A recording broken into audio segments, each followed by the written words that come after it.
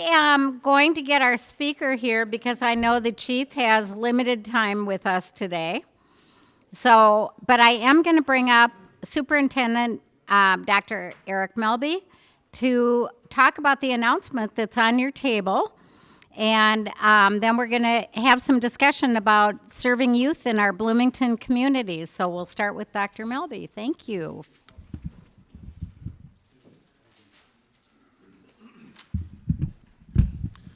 Great, thank you, Debbie. Good to see everybody. Speaking about youth engagement in Bloomington, and I know the chief is on a tight schedule here, so I'll be brief, and I can maybe answer questions afterwards if there are questions. But in 2019, in the Bloomington Public Schools, the decision was made, and I wasn't here at that time. I was up, as I say, getting smarter in Anoka-Hennepin, so I could come back to Bloomington as a superintendent eventually, to make some cuts in after-school programming, specifically middle school sports. So for years, Bloomington's 3 middle schools had participated in a conference with, other middle schools from everywhere from Eden Prairie to Edina to St. Louis Park, sort of that neck of the woods, and had football at the time, had soccer, had some volleyball, had, a number of other sports, wrestling. And in 2019, the decision was made because of some right-sizing of the budget in the school district to end some of those middle school sports. At that time, there was nothing left except for track and field in the springtime, which is a coeducational boys and girls sport.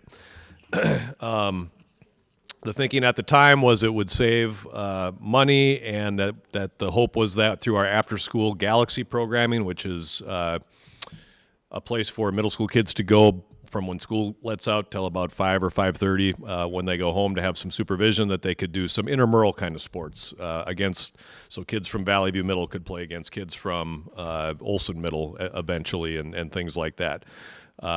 You all probably have participated in intramurals and know that they're fun to a certain degree, but there's something lacking in terms of the structure in the organization and, frankly, the competitiveness of going against kids from other school districts, right? So that decision was made in 2019. Then roughly 3 years ago to about a week and a half ago, if you recall, something called COVID-19 hit the world, and schools went into full distance learning. We took 2 weeks off to figure out how to get devices to kids who needed them, and get teachers and staff trained up on how to do remote learning, and we did that. And then yours truly was hired as superintendent last year, and really 80% of my life was all COVID all the time. Are we masking? Are we not? What's our mitigation strategies?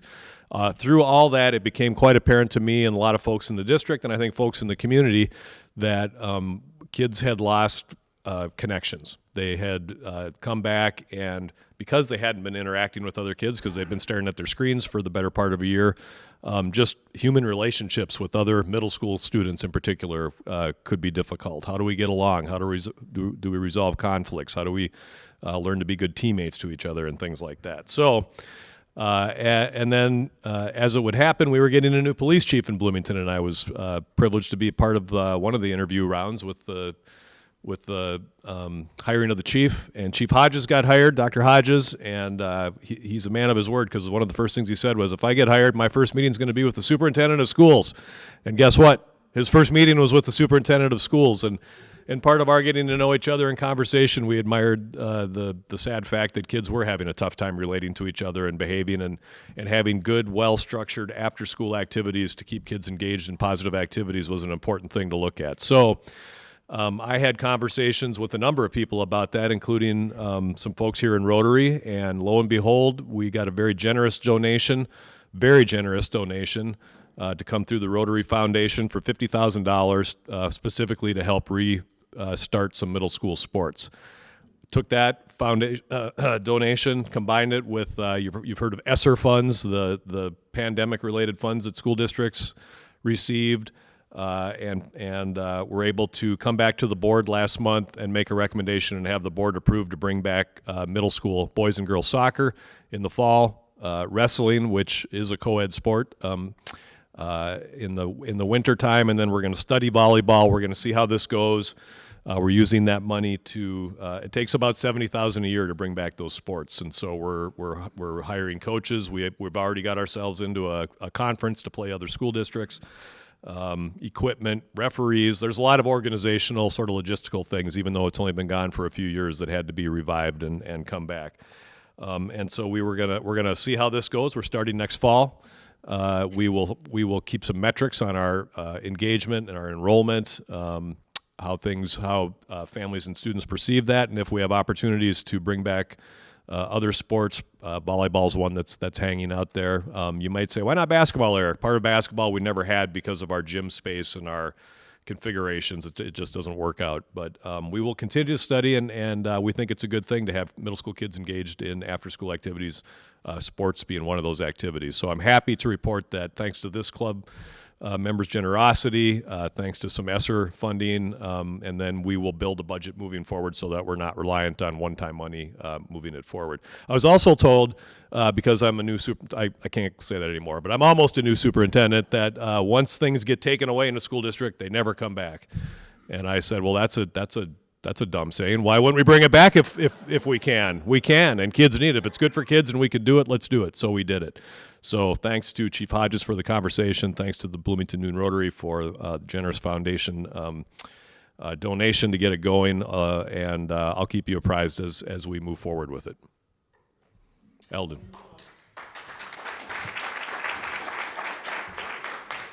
If you're going to be looking for volunteers to help out the coaches that you hire or something along those lines, and what kind of vetting, if you do have volunteers, is involved? Yep. Once we get it going. So the question was, will we have volunteers helping out coaches with activities and things like that? We're always looking for good volunteers, and so I believe that will be a part of the process.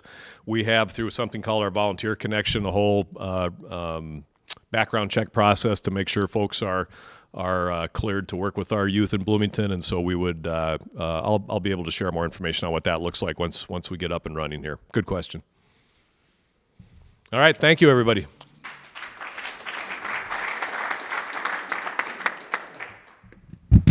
Very exciting news, and thanks to everybody in this club because it's something that we can get our hands on starting in the fall. Yes. Was that our club foundation? Yes, it was. It was a donation through our foundation. So where have I been? I didn't know we did this. Why did we do that? It was a donation, a direct donation for this program through the foundation. Oh, okay, so it was a... It's not a charitable partner. Designated. Oh, okay, well... Good question, though. Yeah, okay. And with that, I want to bring up the chief because I know he truly is on a limited time, and we're so privileged to have him here to also talk about youth in Bloomington. Thank you. Good afternoon. Sorry, I can't stand behind podiums. I know the mayor likes to clown me for these press conferences I do, but I love our mayor. He's a good dude. So first off, I just want to say thank you, Superintendent, and thanks for this donation that's allowed this to happen. One thing that I think people sometimes fail to realize is the only difference between any of us and these people we give orange jumpsuits to is choices. Choices, the choices we make. By having middle school programs, you're giving kids an opportunity to have a choice, to participate in these programs. Like for me, my mom died when I was 12, so I stopped being a kid when I was 12 years old. But if I didn't have hockey, I know it's kind of crazy for an inner city kid to have hockey, but if I didn't have the hockey programs, I would not be standing before you today because I had a choice. That option was there, and you're giving kids this opportunity here to do something to stay out of trouble. Because right now, the most times we're dealing with kids is after school hours because there's nothing for them to do, right? And the world that they're growing up in is a lot different than the world a lot of us grew up in, especially with social media and things of that nature. So this is great. I mean, I can't wait to see it expand. But understand, you've given kids something to choose, what they don't have right now. And I fully expect a lot of them are going to do well here. And as this expands, you can say it started here. And this just shows what type of community we have here in Bloomington, where you come up with an idea and a year later, it's done.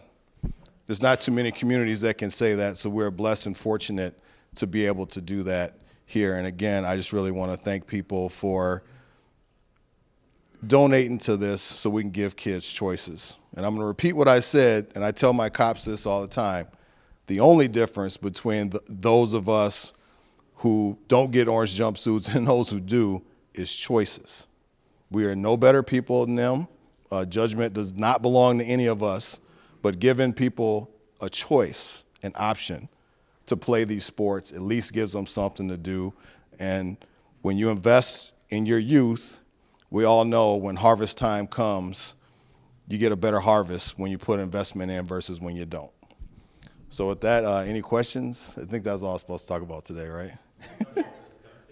Yeah, so at the gun safety, so at the school board, the police department, we do 2 gun safety programs, and the whole purpose behind both of these programs is to get it to where we don't have kids having access to weapons, right? And we do it in a non-political way. I think we can all agree that a kid should not have access to unlocked up weapons.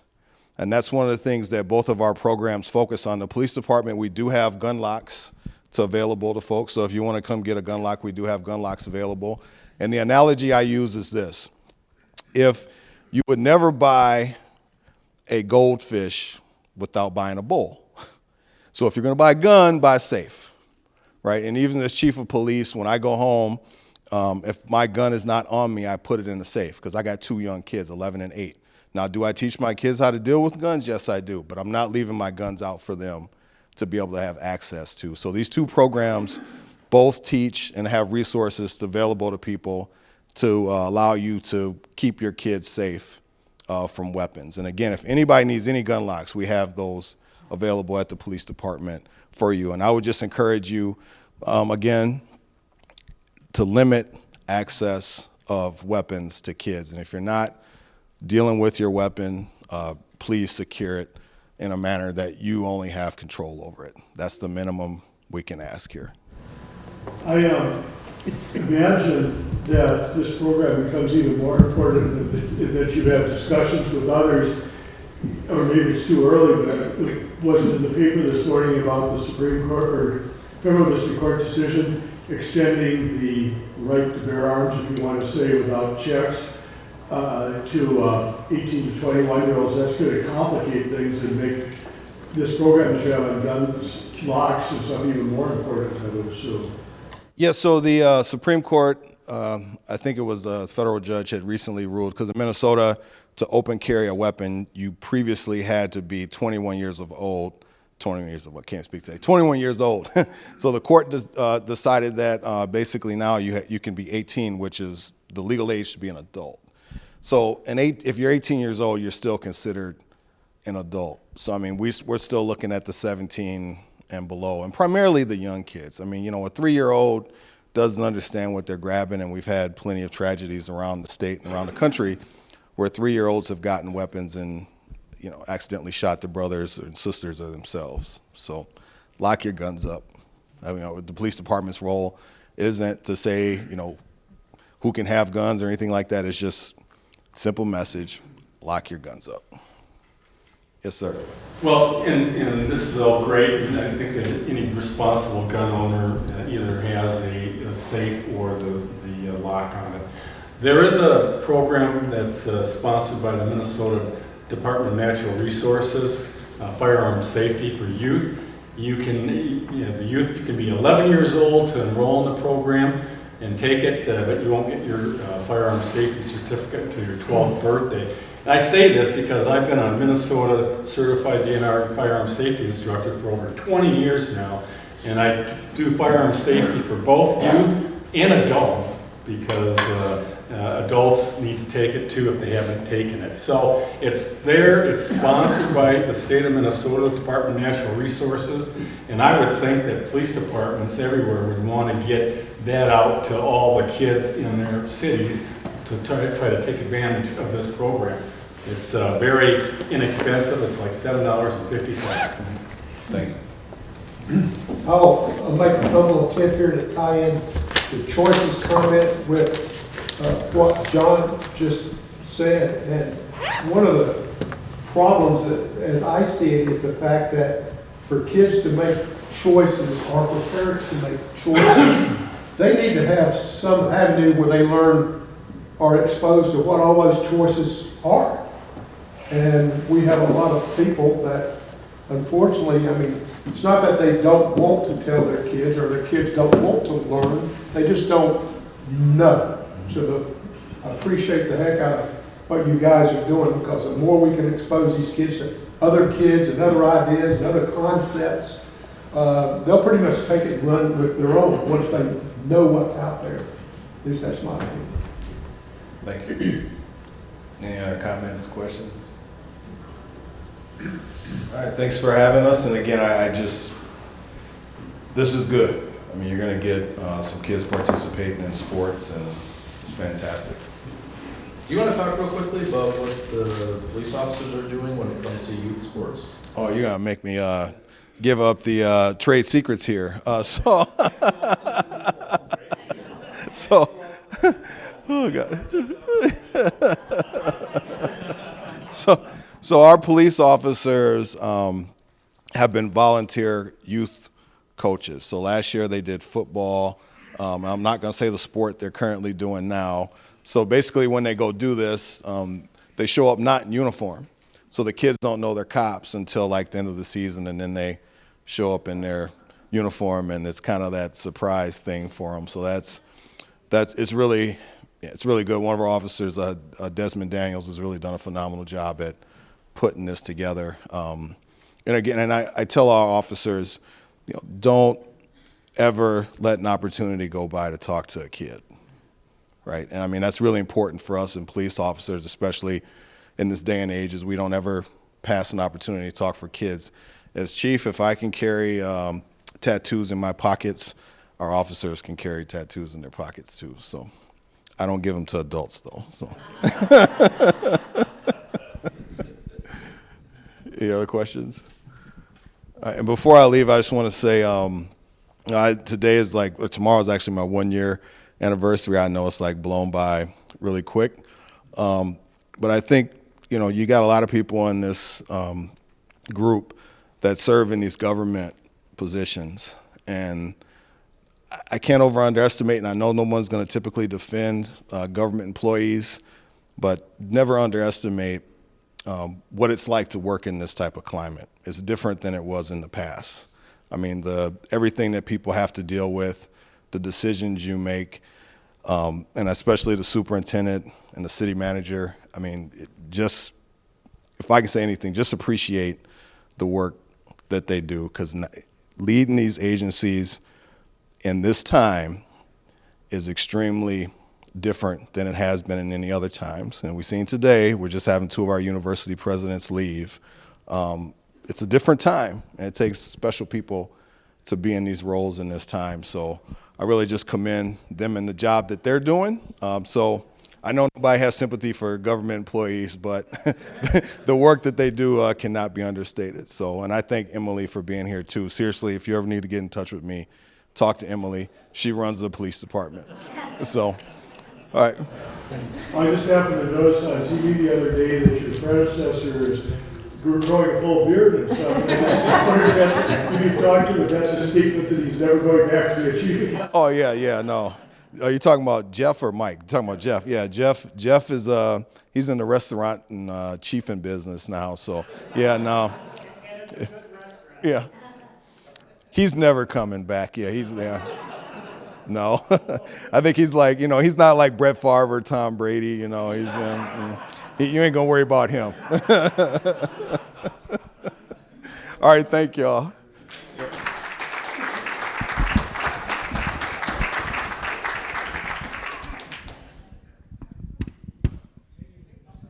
We really appreciate the time that with the Chief of Police, and to be here to also talk about our connection with youth in our community.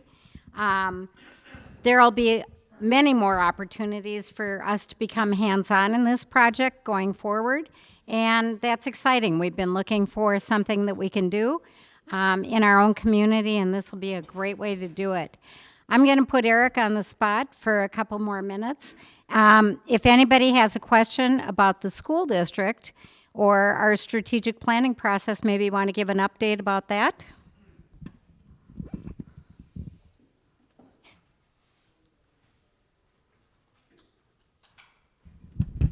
Sure. I knew I should have followed the chief out when he went out that side door. Sidebar. So Debbie's mentioned, so the district is undergoing strategic planning right now, and so our current strategic plan's 15 years old. It's had some iterations over time, of course, but when 15 years is a long time, and when you have a change in leadership, a new superintendent like myself coming in, that's often something, even if it's not 15 years old, that the new leader may want to take on, set the direction for the organization for the next number of years. So it's been exciting. There's a number of organizations in Minnesota who do a great job consulting, doing strategic planning work with school districts, hospitals, cities, counties, whatever that may be. They do great work. At the same time, I was interested in seeing what other folks outside of Minnesota might have to offer, and we actually ended up using a company called Catalyst for Educational Change, who are a suburban Chicago, Illinois company. Worked with a number of districts in Illinois, Indiana, Missouri, Wisconsin, and so through our vetting process, came up with a contract with them, and so we've done 3 all-day in-person sessions. Our third one was just a week or so ago, where we did a data retreat, came up with a strengths, weaknesses, opportunities, and threats analysis for the school district, a visioning process. What do we hope to see in the future for the Bloomington Public Schools, and then a strategy session last all-day meeting. How are we going to get there? How are we going to pick some goals, and how are we going to get there? So. We have one more Zoom 2-hour session with we have a 90-person strategic planning team. It consists of students. It consists of staff, of course, from the district, everybody from principals to central office staff to teachers to paraprofessionals to custodial staff to bus transportation staff, food service staff. Debbie just reminded me, even though I just said it, students, lots of students.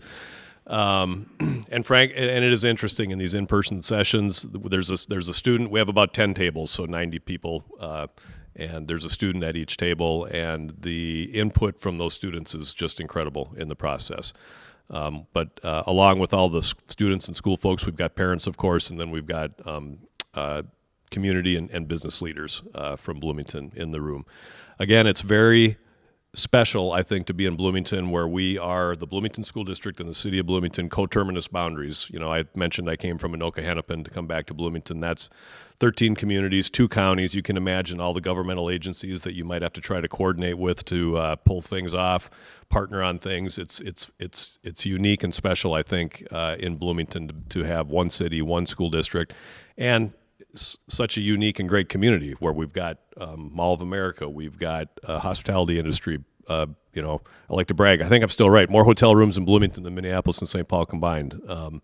You've got companies doing semiconductor work that's very interesting in town. You've got Toro headquarters. I'm going to miss people, right? Health Partners headquarters. You've got Donaldson. These are folks who are serving on our strategic plan team, by the way, and helping us create this plan. Interestingly enough, at the same time, the mayor's convened a workforce steering committee with folks from the school district, Normandale, and businesses in town. So I see a bunch of synergy pulling in the, if I'm using that word right, in the right direction. Because as I go to places like the Chamber of Commerce, I sit on that board and hear folks from those industries saying, well, we're doing all right, but we sure could use some workers, some skilled labor. And I sit and scratch my head and think I've got 700 plus graduates every year coming out of Kennedy and Jefferson that might be able to help fill some of those holes in Bloomington. And so we're all working together towards that end. And so a lot of the strategic planning discussion was around, one thing that hasn't changed much in schools in the last 50, 60, 70 years is what does high school look like? 30 kids sitting in straight rows in a classroom getting lectured to by a teacher. Now we have fancy technology and stuff like that. But we have some unique things going on in Bloomington, like our Bloomington College and Career Academy up at Old Lincoln. We're doing some return on investment studies and work on that, and the return is incredible, actually. If you watch that joint City Council School Board meeting from a few weeks ago, you'll see a pretty in-depth presentation about the data we've collected and the outcomes we're getting for students. I've long said that it's important to meet the state standards in English language arts, for instance, but why does everybody have to read Shakespeare? If you can read a Briggs and Stratton, small engine manual and show us that you can understand and comprehend that, why wouldn't we take that path with some students? So we want to be innovative. We want to meet the needs of the students and the families, and we want to meet the needs of the community, and that's what I'm hoping this new strategic plan will point us in that direction. So I will end my little strategic plan, unannounced update for everybody, by saying if you go to our website, it's fairly easy, I think, to navigate and click on strategic plan, and you will see every shred of information. It's a very transparent process. Even with 90 people on the team, there were still people going, hey, how come I couldn't serve on the team, right? So we want to make sure that everybody has a chance to see the information we're using to create that plan. All the data, warts and all, is out there for the world to look at, ask questions about. And then after each meeting, we put out a survey for the community, for parents, for students and staff, and do some small group, focus group work as well, getting feedback on the work we've done to date.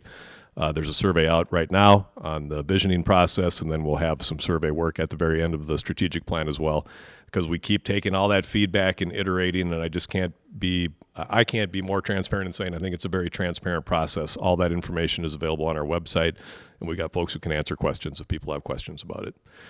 So that work will be wrapping up in the next month or so, and my hope and plan is to bring a new strategic plan for school board approval in June, at the end of June. So it was a faster, and some companies it takes you a year to do a strategic plan. This place was able to work with us in a shortened, about 6 month time frame to do the work and get the plan completed and hopefully approved. How's that, Debbie? Eric, you may also just want to comment, in the legislature right now, there's a number of bills on education funding. And I think, as most people know, and Eric can explain much better, what's happening in K-12 education is special education funding is mandated. You have to do it. And so if you take a look at the funding that's available for general education, it's decreased in real terms over time, which is why programs like we were talking about got dropped. Right. So right now, because of the budget surplus and things, there is some progress. Yeah. Thanks, Bob. I'll take advantage of the green space and mention that as well. And we did mention it at our joint City Council School Board meeting a week and change ago as well. But Bob's right. It's a historic surplus in Minnesota. I think everybody knows that, $17.5 billion, even after accounting for inflation. Now, it's not 17.5 ongoing. It's more like about $5 billion ongoing, but that's $5 billion with a B, ongoing structural surplus into the future as they're predicting it. Our school board has come up with legislative priorities, and they're straightforward and I think simple. It's the special education cross-subsidy, which Bob mentioned. We have a moral obligation and a legal obligation to serve our students with disabilities in the district. We have to reach agreement with their families on something called an individual education plan or an IEP. And I think folks watching on TV or folks in this room might be shocked at the cost of some of those programs. They're needed, they're important, they're not cheap. We have students with multiple physical disabilities, mental disabilities that require all sorts of medical intervention, lots of adult support, as one example. So what happens is we get funding from the state to pay for those services, but it does not cover the cost of the services. And so whatever is not covered by the special education funding we get from the state, we have to cover out of our general fund. In Bloomington Public Schools, that's to the tune of roughly $12 million a year. Out of our general fund to pay for special education services.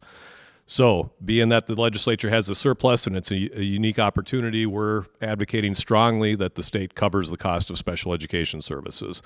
Then we can take that $12 million that we spend on that in Bloomington and use it to address other needs. We may have supporting student academics, interventions, mental health, things like that. With $12 million, frankly, I don't really need as a superintendent. I don't think the school board needs the state telling us what to do. We know what we need to do in Bloomington. We just need the flexibility to do what we need to do. Same thing exists for English learners. We have to and should educate students who come from other countries and don't speak English at all or well yet. At the same time, we don't get funded for those services. So we're asking the state to cover our English learner costs, which is about $3 or $4 million cross-subsidy in Bloomington Public Schools. And then our final ask from the district is that the legislature addresses the formula that we get, the general formula for each student we educate in Bloomington, and increase that funding by 5% each year, and then tie it to inflation moving forward to help us have a little better stability in our planning for our finances. It's really hard every 2 years when you wait until June to get your numbers when you had to create your budget before and you don't know how much you're going to account for inflation. We all know how much our eggs are costing us at home. You can imagine what it costs to buy eggs for the school district right now. So anyway, all those things are in play in the omnibus bills at both the House and the Senate at this time. Our board and myself have been very active educating legislators about our position. What's interesting is with one party in control in St. Paul, there's a lot of things that party would like to take care of. And so what worries me on some level is other maybe really well-intended, great ideas for employees that would be nice to have, but also cost money. And what I don't want to have is unfunded mandates come. If we get the special ed funding, but then we get something new come up that's going to cost us money, it's a wash, right? So the really basic ask is that folks in St. Paul pay attention to that and don't produce any new unfunded mandates. Let's take care of the ones we're dealing with right now, special education and English learners, and then go from there. So that's our position. Thanks for giving me the time to talk about it real briefly. I have to thank you for being a faithful member of Rotary. In my time being in this club, it might be 15 years, I don't think it's more than that. You're the first superintendent who has been present consistently, and that's great. I appreciate what Governor Walz did as far as providing lunches, free lunches for school. Will that continue, do you think? As it's structured right now, yes. Every student will get meals paid for moving forward starting next school year. That's great. And then one more thing. Neil Peterson, a former mayor here in Bloomington, I don't remember what year, he said when it's one party ruling in St. Paul or the state, they get more things done. So it's probably a good thing. I'm generally a Republican, but I can go here. But if they get stuff done, that's fine. If they can pass some gun legislation, that would be absolutely wonderful. But it doesn't look like we're going to. Yeah, thanks for that. I enjoy attending the Rotary meetings. I think it's great making connections with all of you as active Bloomington folks, and it helps to share my message from the school district and have you share it within your circles. So I appreciate that. A quick question. Reading the paper this morning, of course, I thought of you, but I also saw that 18-year-olds who would be a lot of seniors in high school and now have the right to bear arms a little more broadly than they did. But the question I had, I also read the article on the Minneapolis public schools, which are built out for 45,000. They got 28, and it's going down.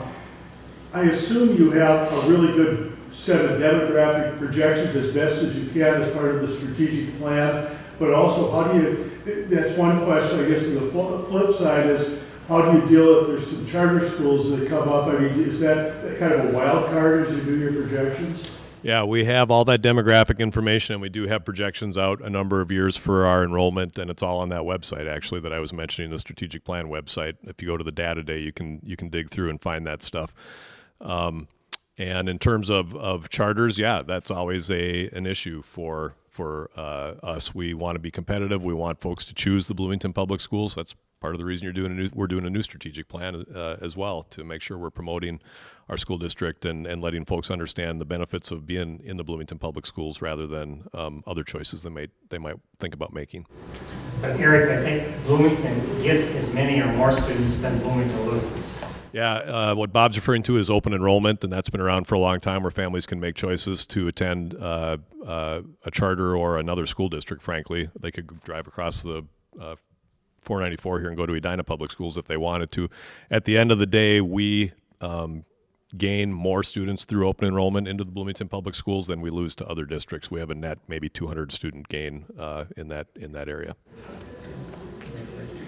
Terry. You asked a question, so to speak, when you were talking about the difference between Shakespeare and the Briggs and Stratton. Yeah. And I get where you're coming from, but I have this argument with my family all the time, whereas the Briggs and Stratton will teach you enough so that you can live a good life. Mm-hmm. The Shakespeare, or perhaps a better example, Moby Dick, will teach you all the possibilities that they are for your life. So I would just like to advocate for at least a little bit of a classical education, no matter what path the student's on. Yep. So Terry's advocating for a little bit of a both-and approach, which I would agree with. I just think that we are sort of locked into, and that maybe wasn't a great way to give an example of a seat time formula. That there's some rules and regs that we need to follow. That, and with that.